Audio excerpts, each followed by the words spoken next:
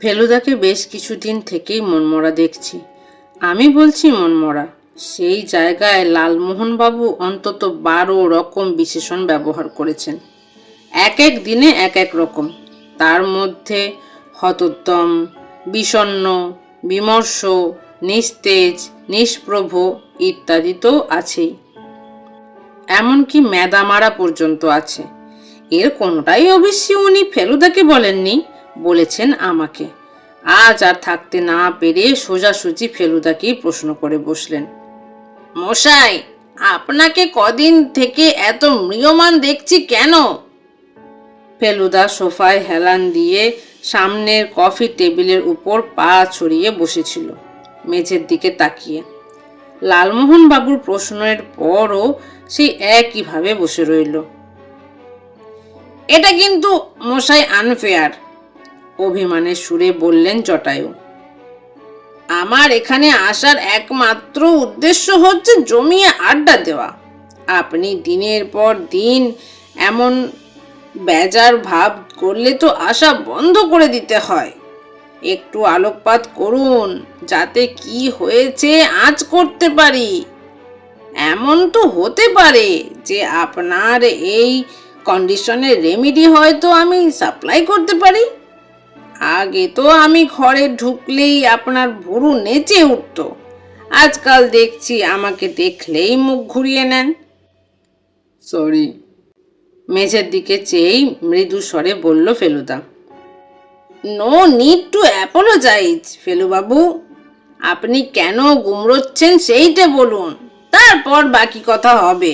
Kindly বলুন।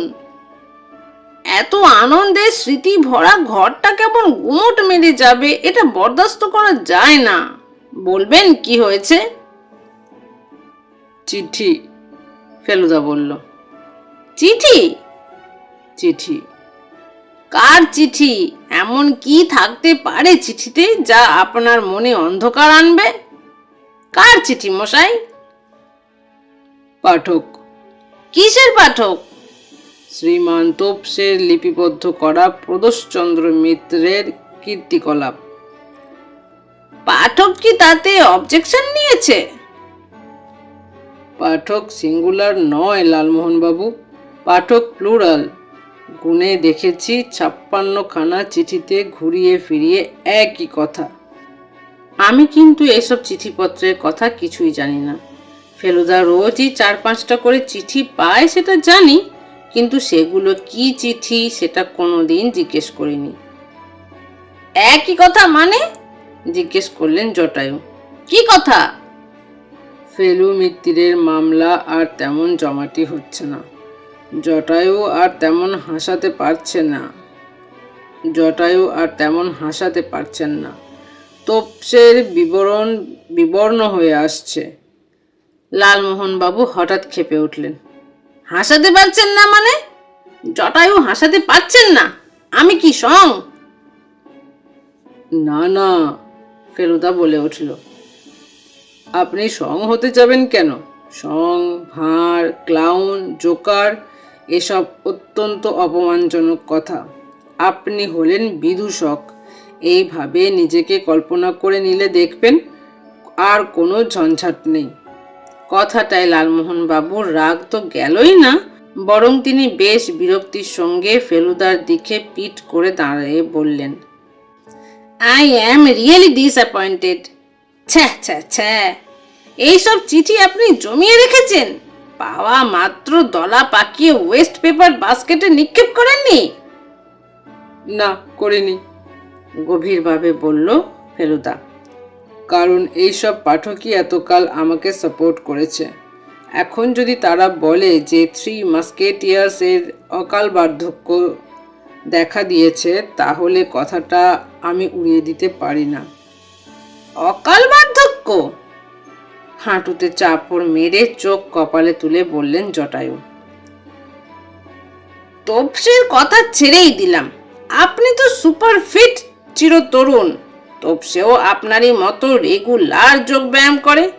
শরীরে মেয়েদের লেশ মাত্র নেই। আর আমি যে আমি, এখনো সেদিনও। আমার পড়শি 17 ইয়ার্স মাই জুনিয়র সোমেশ্বর হাজরাকে পাঞ্জায় কাত করে দিল। সেটা কি বার্ধক্যের লক্ষণ? বয়স তো বাড়বেই, কিন্তু সেই সঙ্গে যে আক্কেলও বাড়ে, অভিজ্ঞতাও বাড়ে, তার কি কোনো দাম নেই?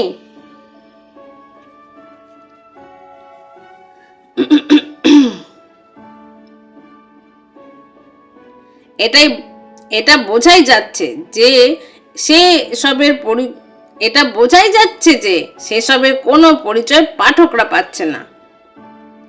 এও তো এক রহস্য, এর কিনারা করতে পারলেন? ফেলুদা টেবিল থেকে পা দুটো নামিয়ে সোজা হয়ে বসল। শুনুন লালমোহন বাবু, জনপ্রিয়তার লেজুর হিসেবে বেশ কিছু ঝক্কি এসে পড়ে, সেটা আপনারও অজানা নয়। প্রকাশকের চাপ আপনাকে ভোগ করতে হয় না? ওরে বাস, সেই তো ট্রিমেন্ডাস ব্যাপার।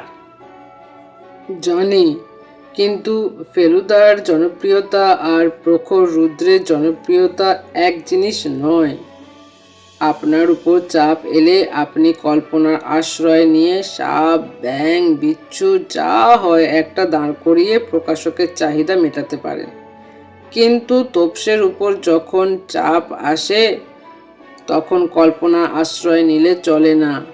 বাস্তবে আমার মামলায় যা ঘটেছে সেটাকেই একটু পালিশ করে উপন্যাসের আকারে প্রকাশকের হাতে তুলে দিতে হয়।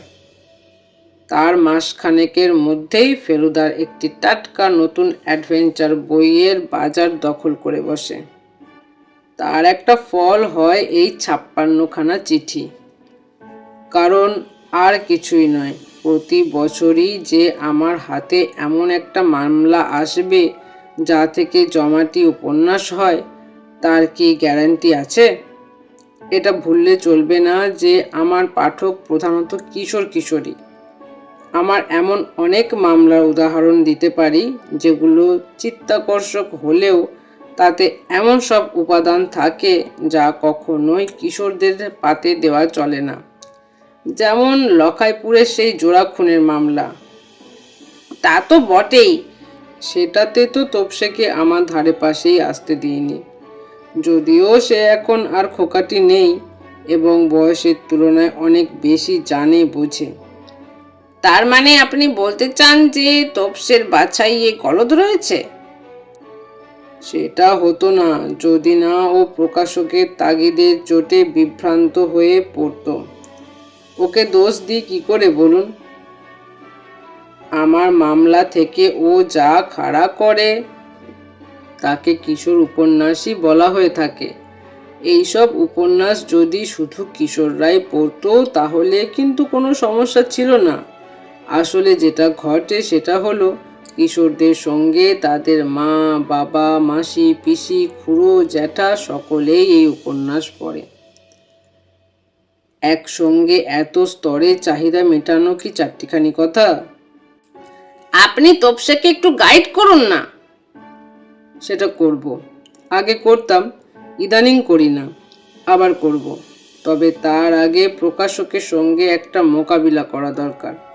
তাদের বোঝাতে হবে যে লাগসই মামলা পেলেই তারা উপন্যাস পাবে, নচেত নয়।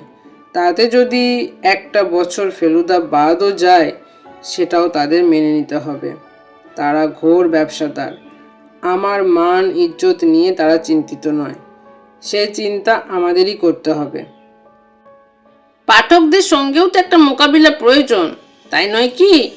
এই যে সব যারা রাগি রাগি চিঠি দিল, এরা বোকা নয় লালমোহন বাবু।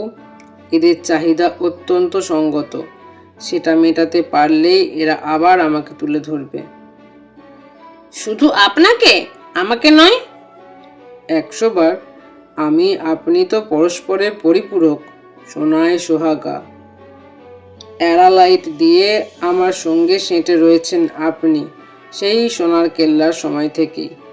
আমাকে ছাড়া আপনার অস্তিত্বই নেই, অ্যান্ড ভাইস ভার্সা। লালমোহন বাবু আমার দিকে ফিরে গম্ভীর গলায় বললেন, বি ভেরি কেয়ারফুল তোপসে।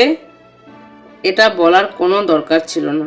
কারণ ফেলুদা স্পষ্টই বুঝিয়ে দিয়েছে যে এবার থেকে কেয়ারফুল হবার অর্ধেক দায়িত্ব ওর। কথার ফাঁকে ফেলুদা একটা চারমিনার ধরিয়েছিল। এবার সেটা আধ পোড়া অবস্থায় অ্যাস্ট্রেতে ফেলে দিয়ে আমার দিকে এগিয়ে এসে পিঠে একটা চাপড় মেরে বলল, সোজা নিয়ম বুঝলি তোপসে? এবার থেকে আমার গ্রিন সিগন্যাল না পাওয়া পর্যন্ত তুই হাত পা গুটিয়ে বসে থাকবি, ঠিক হ্যাঁ? আমি হেসে মাথা নাড়িয়ে বুঝিয়ে দিলাম, ঠিক হ্যাঁ। এই যে এতক্ষণ পায়তারা করলাম, তা থেকে বোঝাই যাবে যে ফেলুদা আমায় গ্রিন সিগন্যাল দিয়েছে। শুধু ফেলুদা কেন, নয়নের মামলা নিয়ে লিখছি শুনে জটায়ু একটা কান ফাটানো হাততালি দিয়ে বললেন, গ্রেট গ্রেট। আমার ভূমিকাটা ইনট্যাক্ট থাকবে তো? সব কিছু মনে আছে তো? আমি বললাম, কোনো চিন্তা নেই, সব নোট করা আছে। আসল মামলায় পৌঁছতে অবশ্যই আরও কিছুটা সময় লাগবে। কোথায় শুরু করব জিজ্ঞেস করাতে ফেলুদা বলল, তরফদারের show, that is the starting point. আমি ওর কথা মতোই স্টার্ট করছি।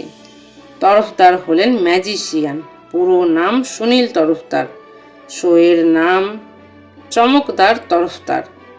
আজকাল ব্যাঙের ছাতার মতো ম্যাজিশিয়ান গজাচ্ছে এই পশ্চিম বাংলায়। এর মধ্যে কিছু আছে যারা সত্যি ম্যাজিক নিয়ে সাধনা করে। প্রতিদ্বন্দ্বিতার চাপে অনেককেই শেষ পর্যন্ত পিছিয়ে আসতে হয়। যারা টিকে থাকে তাদের মোটামুটি একটা স্ট্যান্ডার্ড আছে। ইয়াং বয়সে ফেলুদার ম্যাজিকের নেশা ছিল, সেটা আমি একটা গল্পে জানিয়ে ফেলেছিলাম। ফলে এসব উঠতি ম্যাজিশিয়ানদের অনেকেই ওর কাছে আসে শোয়ে নেমন্তন্ন করার জন্য। আমরা কয়েকবার গিয়েছি, আর গিয়ে হতাশ হয়নি। সুনীল তরফদারও এই উঠতিদের মধ্যে একজন। বছর খানেক হলো শো করছেন, এখনো তেমন নাম করেননি, যদিও দু একটা কাগজে বেশ প্রশংসা বেরিয়েছে। গত ডিসেম্বরের গোড়ার দিকে একদিন সকালে ইনি আমাদের বাড়িতে এসে ফেলুদাকে ঢিপ করে একটা প্রণাম করলেন। কেউ ওর পায়ে হাত দিলে ফেলুদা ভীষণ বিব্রত হয়ে পড়ে। তরফদারের প্রণামেও হাঁ হাঁ করে উঠল। ভদ্রলোকের বয়স 30-32-এর বেশি নয়, লম্বা এক হাড়া চেহারা, ঠোঁটের উপর একটা সরু সাবধানে ছাঁটা গোঁফ। প্রণাম সেরে নিজের পরিচয় দিয়ে বললেন, স্যার, আমি আপনার একজন গ্রেট ফ্যান। আমি জানি এককালে আপনার নিজেরই ম্যাজিকের শখ ছিল। আমার শো হচ্ছে মহাজাতি সদনে। আপনাদের জন্য 3টে ফার্স্ট রোয়ের টিকিট দিয়ে যাচ্ছি। আগামী রবিবার 6:30টায় যদি আপনারা আসেন তাহলে আমি সত্যিই খুশি হব। ফেলুদা তৎক্ষণাৎ হ্যাঁ না কিছুই বলছে না দেখে ভদ্রলোক ঝুঁকে পড়ে ফেলুদার কাঁধে হাত রেখে বললেন, আমি আপনাদের রোববার ডাকছি এই কারণে যে সেদিন আমার প্রোগ্রামে একটা নতুন আইটেম অ্যাড করছি। আমি জোর দিয়ে বলতে পারি এই জিনিস আর কেউ কখনো স্টেজে দেখায়নি। ফেলুদা যাব বলে কথা দিয়েছিল। রবিবার বিকেলে 5:30টায় লালমোহন বাবু তার সবুজ অ্যাম্বাসাডার নিয়ে আমাদের বাড়িতে চলে এলেন। চা ডালমুট খেয়ে আমরা 6টায় রওনা হয়ে শোয়ের ঠিক 5 মিনিট আগে মহাজাতি সদনে পৌঁছে গেলাম। কাগজে বেশ চোখে পড়ার মতো একটা বিজ্ঞাপন 2 দিন আগেই বেরিয়েছিল। ভিড় দেখে মনে হলো সেটাই কাজ দিয়েছে। আমরা মাঝের প্যাসেজ দিয়ে এগিয়ে গিয়ে সামনের সারির মাঝামাঝি পাশাপাশি 3টে চেয়ারে বসলাম। কাগজে বিজ্ঞাপনটা দেখেছিলেন? ফেলুদার দিকে ঝুঁকে পড়ে প্রশ্নটা করলেন লালমোহন বাবু। দেখেছি, ফেলুদা বলল। তাতে যে বলছে অভূতপূর্ণ নতুন আকর্ষণ জ্যোতিষ্ক, এই জ্যোতিষ্কটি কি বস্তু মশাই? একটু ধৈর্য ধরুন, যথা সময়ে জানতে পারবেন। তরফদার দেখলাম পাংচুয়ালি 6:30টায় শো আরম্ভ করে দিলেন। পর্দা সরতেই ফেলুদার দিকে চেয়ে দেখি তার চোখ নিজের রিস্টওয়াচের দিকে। ভুরু ঈষৎ তোলা আর ঠোঁটের কোণে মৃদু হাসি। আমি তো জানি ও পাংচুয়ালিটির উপর কত জোর দেয়। ও বলে বাঙালিদের উন্নতির পথে একটা বড় রকম বাধা সৃষ্টি করে এই সময়ানুবর্তিতার অভাব। তরফদার যে এই নিয়মের ব্যতিক্রম সেটা দেখেই ফেলুদা খুশি। শো কিছুক্ষণ চলার পরেই বুঝতে পারলাম জাদুকরের ঝলমলে পোশাক ছাড়া আজকের সফল ম্যাজিশিয়ানদের তুলনায় ইনি জাঁকজমকের দিকটা একটু কম দৃষ্টি দেন। এও লক্ষ্য করলাম যে এমন অনেক আইটেম আছে যাতে নতুনত্ব বলে বিশেষ কিছু নেই। ইন্টারভ্যালের পর প্রোগ্রামের দ্বিতীয় অংশে এলো প্রথম চমক। এটা স্বীকার করতেই হলো যে হিপনোটিজম বা সম্মোহনে তরফদারের সমকক্ষ বাঙালি জাদুকরদের মধ্যে আর নেই বললেই চলে। 3 জন দর্শককে পর পর স্টেজে এনে চোখে দৃষ্টি আর আঙুল ছড়ানো 2 হাতের আন্দোলনের জোরে সম্মোহিত করে তাদের দিয়ে যা খুশি তাই করিয়ে ভদ্রলোক প্রচুর হাততালি পেলেন। কিন্তু তারপরেই তরফদার একটা বেচাল চাললেন। ফেলুদার দিকে চেয়ে দর্শকদের উদ্দেশ্য করে বললেন, আমি এবার প্রথম সারিতে বসা স্বনামধন্য গোয়েন্দা প্রবর শ্রী প্রদোষচন্দ্র মিত্রকে অনুরোধ করছি মঞ্চে আসতে। ফেলুদা উঠে দাঁড়িয়ে জটায়ুর দিকে দেখিয়ে বলল, আমাকে না ডেকে এই ভদ্রলোককে ডাকুন। আমাকে ডাকলে বিপত্তির সম্ভাবনা আছে। তরফদারের বয়স বেশি না বলেই হয়তো তিনি একটু একরোখা।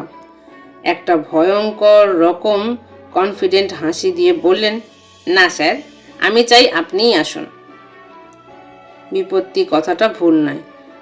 তরফদারের বারবার নানা রকম চেষ্টা সত্ত্বেও ফেলুদা যেমন সজাগ তেমনই সজাগ রয়ে গেল। এদিকে আমার অপ্রস্তুত লাগছে। হল ভর্তি লোক, তার মধ্যে ম্যাজিশিয়ানের সব চেষ্টা ব্যর্থ হচ্ছে। শেষে তরফদার যেটা করলেন সেটা বোধ হয় এই অবস্থায় মান বাঁচানোর একমাত্র উপায়। তিনি সবিনয়ে হার স্বীকার করে দর্শকদের উদ্দেশ্যে বললেন, ফেলুমিত্তির বস্তুটা যে কি সেটা আপনাদের দেখানোর জন্যই আমি একে মঞ্চে ডেকেছিলাম। এর কাছে হার স্বীকার করতে আমার বিন্দু মাত্র লজ্জা নেই। আমি চাই আপনারা এই আশ্চর্য মানুষটিকে যথোপযুক্ত সম্মান দেখান। হল হাততালিতে ফেটে পড়ল। ফেলুদা স্টেজ থেকে নেমে নিজের জায়গায় এসে বসতে লালমোহনবাবু তার দিকে ঝুঁকে পড়ে বললেন, আপনার মশাই ফিজিওলজিটাই আলাদা। কিন্তু একটা চূড়ান্ত চমক, যেটা আমার হৃদস্পন্দন প্রায় বন্ধ করে দিয়েছিল, এখনো বাকি ছিল। সেটাই তরফদারের নতুন এবং শেষ আইটেম।